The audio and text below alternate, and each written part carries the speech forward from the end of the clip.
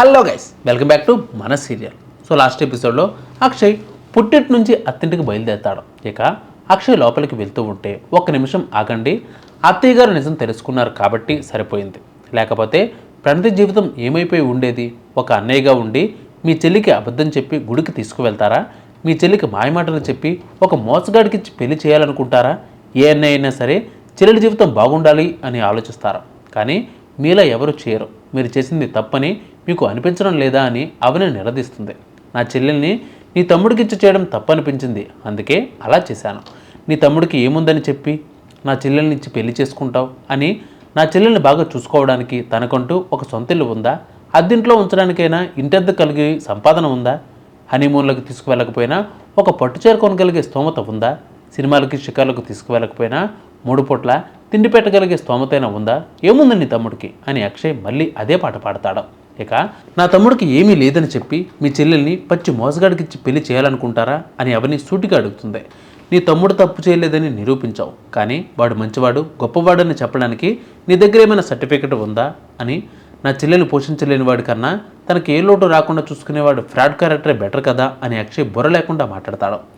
రే, భరత్కి ఏమీ లేదనుకున్న వాడివి, ప్రణతిని భరత్కిచ్చి పెళ్లి చేయడం ఇష్టం లేదని చెప్పిన వాడివి, వాళ్ళ పెళ్లి చేస్తానని ఎందుకు హామీ ఇచ్చావని రాజేంద్ర అడుగుతాడు. నాకు ఇష్టం లేదని చెబితే మీరు వినే మనుషులు కాదు కాబట్టి అలా అబద్ధం చెప్పారు అని అక్షయ్ అంటాడు. ఇక ఓహో, అయితే అబద్ధం చెప్పావన్నమాట. అప్పుడు అబద్ధం చెప్పావు కాబట్టి నీది జెన్యున్ క్యారెక్టర్ కాదన్నమాట, అవునా అని రాజేంద్ర సరిగ్గా అడుగుతాడు. మీది గొప్ప క్యారెక్టర్, నిజాయితీ గల క్యారెక్టర్ కాదని చెప్పడానికి మీరు చెప్పిన అబద్ధాలు చాలు. అలాంటప్పుడు నా తమ్ముడు గొప్పవాడా మంచివాడా అని అడిగే సర్టిఫికేట్ అడిగే హక్కు మీకు లేదు కదా అని అవని ఇచ్చి పడేస్తుంది. నీ చెల్లెని పోషించే కెపాసిటీ భరత్కి లేదని చెప్పావు, మరి నీకేముంది చెప్పు? కంపెనీ లేదు, నీకంటూ ఒక ఉద్యోగం లేదు, ఉండడానికి సొంత ఇల్లు కూడా లేదు, తిరగడానికి కారు కదా, కనీసం బైక్ కూడా లేదు, నీకేముందిరా అని రాజేంద్ర అడుగుతాడు. ఇప్పుడు అవన్నీ లేకపోవచ్చు, కానీ నేనేమి చేతకాని వాడిని కాదు. ప్రపంచంలో ఎక్కడైనా బతకగలిగే చదువు ఉంది, తెలివి ఉంది, బిజినెస్ అనుభవం కూడా ఉంది. ఇప్పుడు మీరు చెప్పినవన్నీ లేకపోవడానికి నేను మోసపోయానే తప్ప వాటిని పోగొట్టుకోలేదు అని చెప్పి కోపంగా లగేజ్ సర్దుకుని బయటకు వెళ్ళిపోబోతాడు అక్షయ్. ఏవండి, ఎక్కడికి వెళ్తున్నారు అని అవని అడుగుతుంది.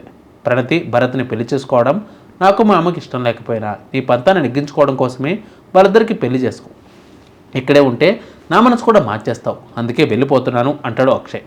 అంటే నేను నా పంతాన్ని నెగ్గించుకోగలను, మిమ్మల్ని మార్చేసి నా వైపు తిప్పుకోగలను అని మీరు వెళ్ళిపోతున్నారన్నమాట అని అవని అడిగితే అవును అంటాడు అక్షయ్.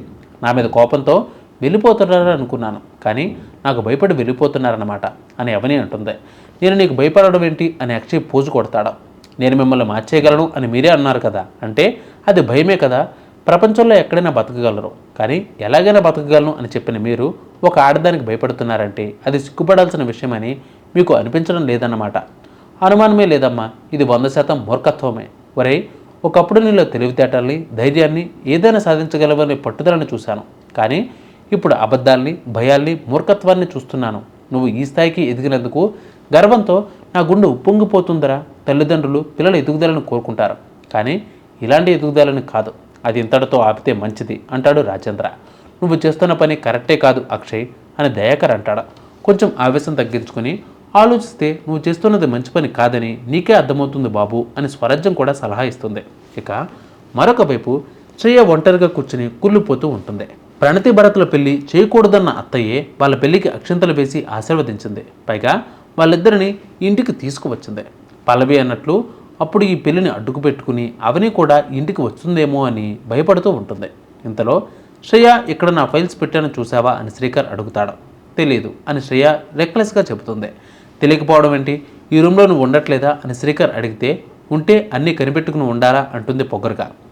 టెన్షన్గా ఉన్నావేంటి? ఓ, నా చెల్లి భరత్తో పెళ్లి జరిగిందని ఫీల్ అవుతున్నావా అని శ్రీకర్ అడుగుతాడు. అత్తయ్య ఇష్ట ప్రకారం జరిగిన పెళ్లి కాదు కదా, అలాంటప్పుడు ఫీల్ అవ్వకుండా ఎలా ఉంటాను అంటుంది శ్రేయ. మా అమ్మ మనసు మార్చుకుంది కాబట్టే తనే వెళ్ళి ప్రణతి భరత్లను ఇక్కడికి తీసుకువచ్చింది, అది అర్థం కావడం లేదా నీకు? నువ్వు పల్లవి ఇద్దరూ రెచ్చిపోయి భరత్కి వ్యతిరేకంగా మాట్లాడారు కదా, మా అమ్మ పెళ్లికి ఒప్పుకునేసరికి మాట పడిపోయిందా అని శ్రీకర్ అడుగుతాడు. ప్రణతి ఏమీ తెలియదని ఆ భరత్ని ప్రేమించడం పెళ్లి చేసుకోవడం నాకు ఇష్టం లేదు కాబట్టే నేనేం మాట్లాడలేదు అని శ్రేయ అంటుంది. మరొకవైపు పల్లవి తెగ ఆలోచిస్తూ ఉంటుంది. నా ప్లాన్ మొత్తం రివర్స్ అయిపోయిందంటూ పులిలా విరుచుకుపడుతుంది. అనుకున్న అత్తయ్య పిల్లిలా మారిపోయింది చ అనుకుంటుంది. ఇంతలో వెనకాల నుంచి చిటికి వేసి శ్రేయ పిలుస్తుంది. ఏంటి, ప్రణతి భరత్ల పెళ్లి జరగనివ్వను, ప్రణతికి నువ్వు చూసిన సంబంధమే చేస్తాను, అవని మీద మనం గెలవాలి అంటూ పెద్ద జేమ్స్ బాండ్ లాగా తెగ బిల్డప్పులు ఇచ్చావు కదా, ఏమైంది ఇప్పుడు? ఏ పెళ్ళి అయితే జరగనివ్వను అన్నావో అదే జరిగింది. ఇప్పుడు అత్తయ్య ప్రణతి భరత్లను ఇంటికి తీసుకువచ్చింది. ప్రణతి వచ్చినట్లే నెక్స్ట్ అవని కూడా ఇంట్లోకి ఎంట్రీ ఇస్తుంది. ఇప్పుడు తల్లి కూతురు ఒకటైపోయినట్లే ఆ పెద్ద కోడలతో కూడా కలిసిపోతారని గ్యారంటీ ఏంటి? అంతా మనం అనుకున్నట్లే జరిగినప్పుడు కలిసి ఉండడం గొప్ప కాదు. ప్రాబ్లమ్స్ వచ్చినప్పుడు ఐకమత్యంగా ఉంటేనే ఈ సమస్యను పరిష్కరించగలుగుతాం. మనకి ఎలాంటి ప్రాబ్లమ్స్ రాకుండా చూసుకోగలుగుతాం. మనం కుటుంబాన్ని అంతా ఒకటి చేస్తానని, తన భర్తతో కలిసిపోతానని చెప్పి అవని నాతో చాలాసార్లు ఛాలెంజ్ చేసింది. ఆ పరిస్థితి రాకుండా అవని మరోసారి తన భర్త నెగ్గించుకోకుండా మనం చూసుకోవాలి. ఆ భరత్ ప్రణతిల సంగతి నేను చూసుకుంటాను. నీ మొగుడు అవని చెప్పినట్లు చేస్తున్నాడు కాబట్టి ముందు నీ ముగ్గురిని నీ వైపు తిప్పుకోవడానికి, నీ కంట్రోల్లో పెట్టుకోవడానికి ప్రయత్నించు. ముందు ఆ పని చూడు అని శ్రేయకు సలహా ఇస్తుంది పల్లవి. ఇక పడుకుందామని బెడ్రూమ్కి వెళ్తే కమల్ బెడ్ మొత్తం ఆక్రమించి నిద్రపోతూ ఉంటాడు. బావా, నువ్వు ఇలా బెడ్ మొత్తం పడుకుంటే నేనెక్కడ పడుకోవాలి? జరుగు బావా అని పల్లవి విసుక్కుంటుంది. నేను జరగను, ఇలాగే పడుకుంటా, నువ్వు ఎక్కడ పడుకుంటావో నాకు అనవసరం అని కమల్ అంటాడు. అనవసరం అంటున్నావేంటి అని పల్లవి కోప్పడుతుంది. నువ్వు ఇంట్లో వాళ్ళకి అవసరమైన పనులు చేయకుండా అనవసరమైన పనులు చేస్తూ